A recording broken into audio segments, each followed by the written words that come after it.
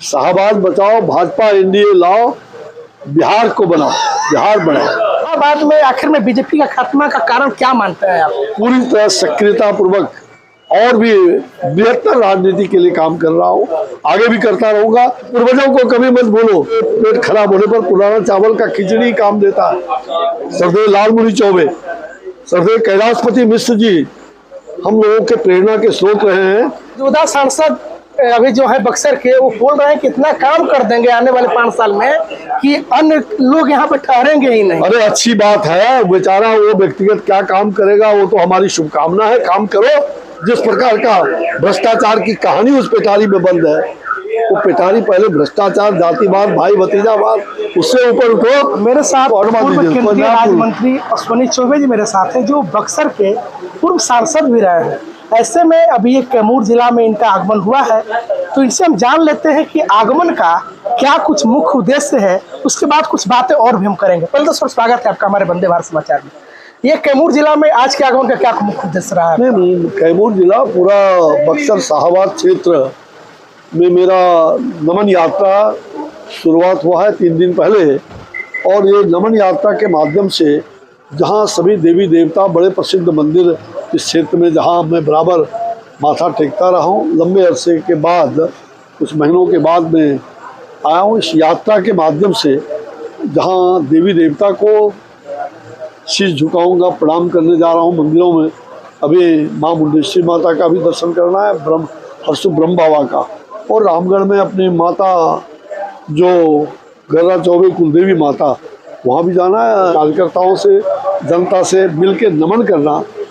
शायद कहीं अगर कोई हमसे या पार्टी से छोटी मोटी कोई भूल चूक हुआ होगा तो उसको मतलब भूल जाओ, क्षमा करो।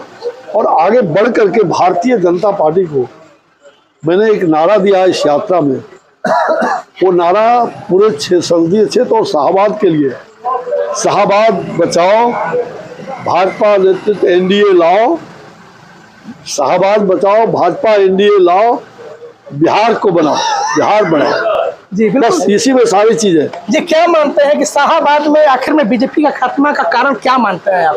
अब देखो, मेरा सब चीज हो गया ना, कहीं न कहीं हमारी रणनीति में थोड़ी बहुत चूक हुई होगी, कहीं कभी रही होगी। जनता का अपार बहुमत हमको मिलने का तय था, और कुछ कांग्रेसियों ने और गलत लोगों ने संविधान की बात दुर्भाग्य से कह करके संविधान जलाने, जो उन्होंने कहा कि संविधान हटा देंगे, संविधान मोदी जी हटा देंगे, बदल देंगे, आरक्षण का एक, ये सारे दुर्गंध फैला करके और लोगों के बीच में दिग्भ्रमित करने का काम किया। हम उसको आक्रमण पूर्वक, जितना आक्रमण पूर्वक हमें नीचे के स्तर पर रखना चाहिए था, आदरणीय प्रधानमंत्री जी ने उसका आक्रमण का पूर्वक जवाब दिया था। लेकिन हमारे कार्यकर्ताओं में वो रणनीति की भूल हो गई, जिसको हमने आक्रामकता से वो बात नहीं कही कि संविधान और लोकतंत्र के हत्यारे कौन। आज मैं उन्हीं बातों को लेकर के देश भर में घूम रहा हूँ। जेपी के सेनानी होने के नाते मैं जेपी आंदोलन से जुड़ा रहने के कारण इस मुद्दे को आगे बढ़ा रहा हूँ, और स्वाभाविक रूप से यह अभियान हमारा उसी रूप में चल रहा है। मैं राजनीति से पूरी तरह सक्रियता पूर्वक और भी बेहतर राजनीति के लिए काम कर रहा हूँ, आगे भी करता रहूँगा। मैं चुनावी राजनीति से अपने को दूर रखते हुए बेहतर राजनीति और राष्ट्रनीति के लिए काम करूँगा। जहाँ सिंचाई की बात है, इंद्रपुरी जलाशय होगा, मैंने पार्लियामेंट का पहला दिन इसी को दिया था। पहला दिन मेरा कॉल अटेंशन हुआ था, और मैंने उसकी बैठक करके लगातार उसको 40 साल के बाद वो मुद्दा पार्लियामेंट में मेरे द्वारा कॉल अटेंशन में उठा, और उसको आगे भी हम मतलब इरिगेशन कमेटी के मेंबर थे, मैंने बहुत बड़ा करके उसका डीपीआर तैयार करने के लिए दे दिया गया था, कंसल्टेंट बहाल कर दिया था, उत्तर प्रदेश, झारखंड और बिहार के बीच समझौता हो गया था, ये सब करा दिया था। उसके बावजूद भी कहाँ पड़ा हुआ है इधर, हम उसको दिखवा रहे हैं।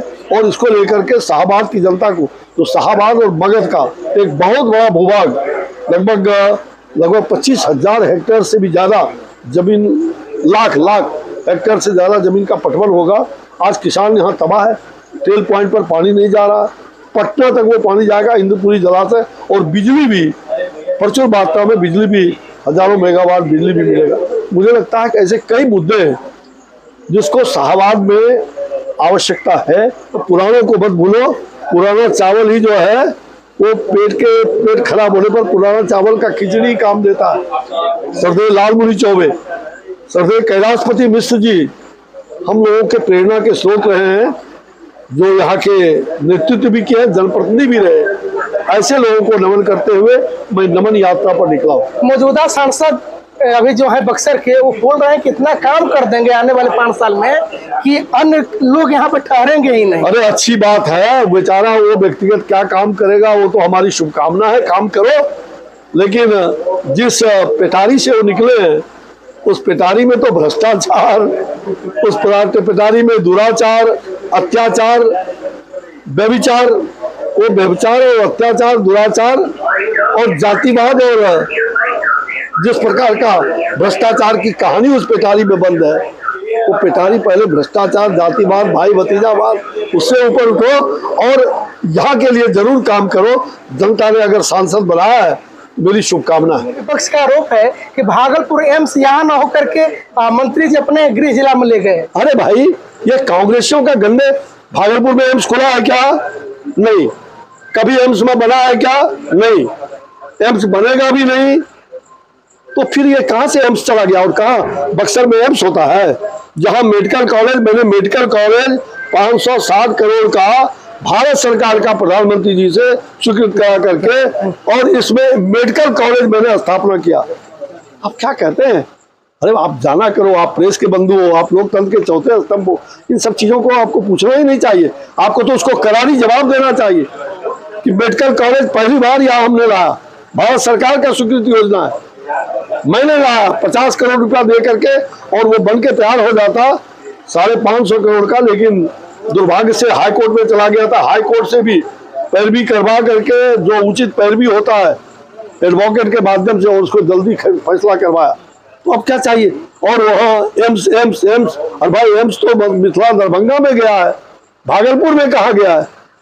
आप लोग क्यों इस प्रकार की ये जनता पागल, जनता को गुमराह करके आरक्षण ले लेगा, संविधान मोदी जी खत्म कर देंगे, तो संविधान को, लोकतंत्र की हत्या कर लेंगे।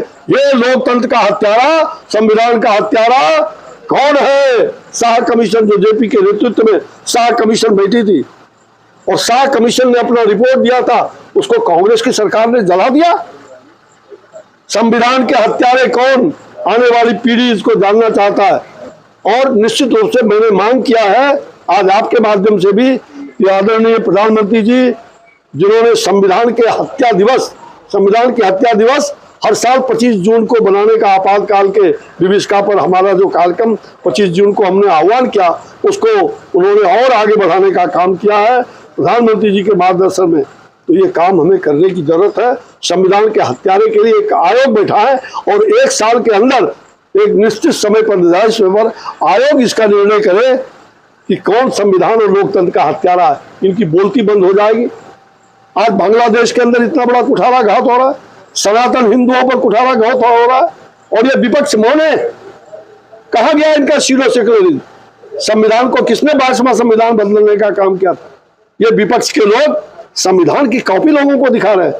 और मैंने दिखाया है कि जो प्रियम्बल था संविधान में, डॉक्टर राजेंद्र प्रसाद, बाबा भीमराव अम्बेडकर, नेहरू जी का जो बनाया हुआ संविधान, उसमें सेकुलर शब्द कहीं नहीं था, हटाया गया। उसमें राम जी का चित्र है, राम लक्ष्मण सीता का पहला पेज में, नंदी बाबा का, वहां महाराणा प्रताप, गीता के श्री कृष्ण का, सारे सनातन का मूल आत्मा को किसने चोट पहुंचाया?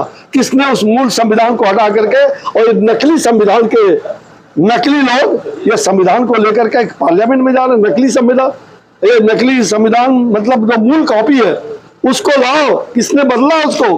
किसने संविधान को तोड़ा मरोड़ा?